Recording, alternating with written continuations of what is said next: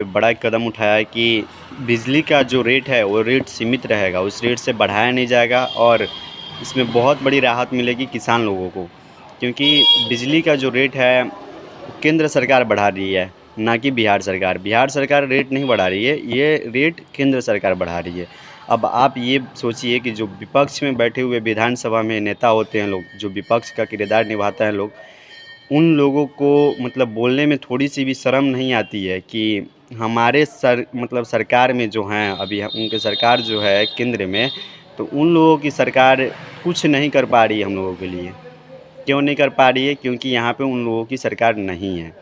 बिहार विधानसभा में उनकी सीटें बहुत कम हैं, इसलिए उनकी सरकार यहाँ पे नहीं है।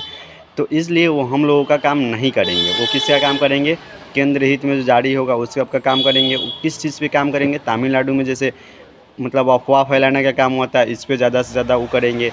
और दंगा ज़्यादा से ज़्यादा होगा, वहाँ पे ज़्यादा से ज़्यादा फ़ोकस करेंगे, क्योंकि उन्हें सिर्फ़ अपने चुनाव से मतलब है और सीट जीतने से मतलब है, बाकी कोई चीज़ से मतलब नहीं है उनको। क्योंकि उनको अगर इतना ही प्यार होता तो फिर हम लोगों के लिए बिजली रेट बढ़ाते क्यों? और बार-बार हम लोगों के लिए कुछ ना कुछ बढ़िए जाता है। ना अच्छा राज्य का दर्जा मिल रहा है, ना अच्छा काम करवा रहे हैं कोई बिहार में, फिर भी कहेंगे कि आप हमें वोट दीजिए और आपकी जो सरकार है वो जंगल राज की सरकार है। तो उससे बेहतर तो यही सरकार है कि हम आपको क्यों लाएँ?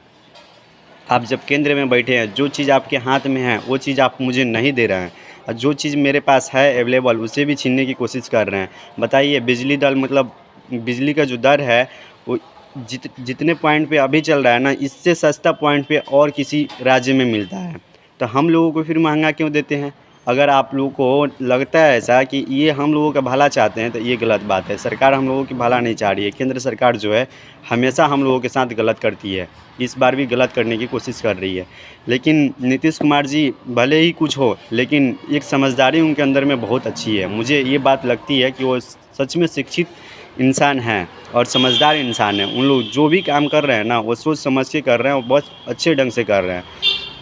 हालाँकि जो अभी एक उनके नेता हैं, विधानसभा मंडल में बैठे हुए थे जब ये लोग सत्ता में थे, तो एक के नेता कोई थे उन बोल दिए थे कि मतलब 13 में से 14 कुछ ऐसी बात थी, उसमें बोल दिए थे कि व्याकुल होने का ज़रूरत नहीं है, तो उस पे वो बोल रहे थे कि ये क्षमा माँगिए।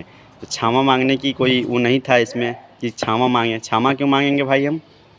एक व्याकुल होने पे क्षमा मांगने की बात कर रहे थे। जब उस टाइम पे जो सत्ता में नहीं थे, विपक्षी दलों को बाहर घसीट-घसीट के पीटा जा रहा था, पुलिस प्रशासन पीट रहा था, माथा फट गया था, उस टाइम पे तो कुछ नहीं हुआ था। इनके एक मिश्रा जी हैं, उनको बाहर निकाल दिया गया, तो बवाल मचा दिए हैं लोग कि हमारे नेता को बाहर निकाल दिया गया।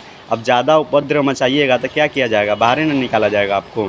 तो ज़रा सा सोचिए लोग कि ये जो दल है हम लोगों के लिए काम नहीं कर रही है, ये जो दल है ये अपने सत्ता में आने के लिए कर रही है।